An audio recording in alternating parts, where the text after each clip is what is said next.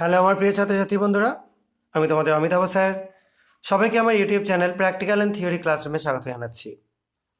আজকে তোমরা সামনে যেটা দেখতে পাচ্ছ যে সলিউশনটা রয়েছে, এটা একটা অ্যালবুমিনের স্যাম্পেল, এবং এই স্যাম্পেলটা আমি দুটো পার্ট করে নিচ্ছি তোমাদের এক্সপেরিমেন্টটা বোঝাতে সুবিধার জন্য। প্রথম যে পার্টটা রয়েছে তার মধ্যে আমি অ্যাড করে দিচ্ছি কিছুটা NaOH solution, sodium hydroxide solution add করে দিলাম। দেখো সলিউশনটা কিছুটা ট্রান্সপারেন্ট হয়ে গেল, নিশ্চয়ই কালারটা দেখে বুঝতেই পারছো ট্রান্সপারেন্ট হয়ে গেছে। এবার এর মধ্যে আমি অ্যাড করে দেবো কিছুটা কপার সালফেট সলিউশন।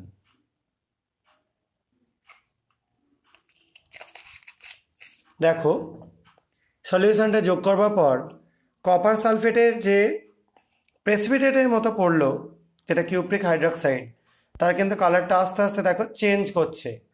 সবাই নিশ্চয়ই ভালো করেই বুঝতে পারছো কালারটা কিন্তু আগের যে ফর্মে ছিল সেই ফর্মে নেই, আস্তে আস্তে চেঞ্জ করছে। এবার আমরা একটু হিট করে নেব।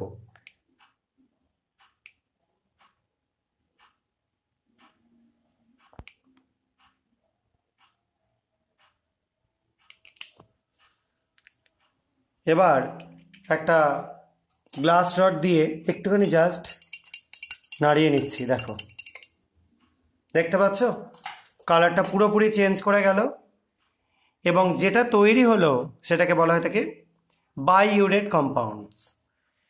প্রোটিনকে কনফার্ম করবার জন্য একদম দারুণ সুন্দর একটা কনফার্মেটিভ টেস্ট। এটা থেকে তোমরা কালারটা দেখেই বুঝতে পারছো, এটা এসে গেলে একদম কনফার্ম হয়ে যাবে যে প্রোটিন স্যাম্পেল আছে।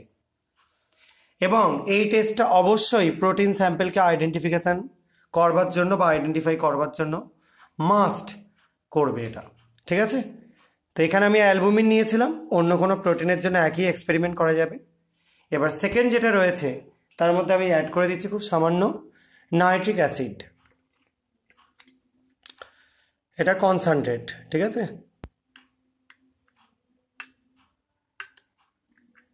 দেখো নাইট্রিক অ্যাসিডটা অ্যাড করবার সঙ্গে সঙ্গে নিচে সাদা রঙের একটা প্রেসিপিটেট পড়ে যাচ্ছে। সবাই নিশ্চয়ই বুঝতে পারছো, নিচে একটা সাদা রঙের পুরো আলাদা প্রেসিপিটেট তৈরি হচ্ছে। অনেকটা তোমরা যেরকম দুধ থেকে ছানা কাটা হয় সেরকম প্রসেস বলতে পারো। এটাকে যদি বেশ খানিকক্ষণ ধরে হিট করা হয় তাহলে খুব ভালো মতো এটার কালারটা তৈরি হবে, তবে আমাদের হাতে অতটা সময় নেই। দেখো লেয়ার সেপারেশন দেখেই তোমরা বুঝতে পারছো পুরো নিচে সাদা ডেন্সিভ একটা লেয়ার পড়ে গেছে, এবং এটা থেকেও তোমরা প্রোটিনের স্যাম্পেল আছে এটা কনফার্ম হতে পারবে। তো আজকে আমি তোমাদেরকে দুটো প্রোটিনের কনফার্মেটিভ টেস্ট দেখালাম। তোমরা অবশ্যই প্রথম যে টেস্টটা বাইউরেট টেস্ট যেটাকে বললাম, এটাই করবার চেষ্টা করবে প্রোটিন স্যাম্পেল আইডেন্টিফাই করার জন্য। আমি এখানে অ্যালবুমিন নিয়ে করেছি, অ্যালবুমিনের টেস্ট দেখালাম।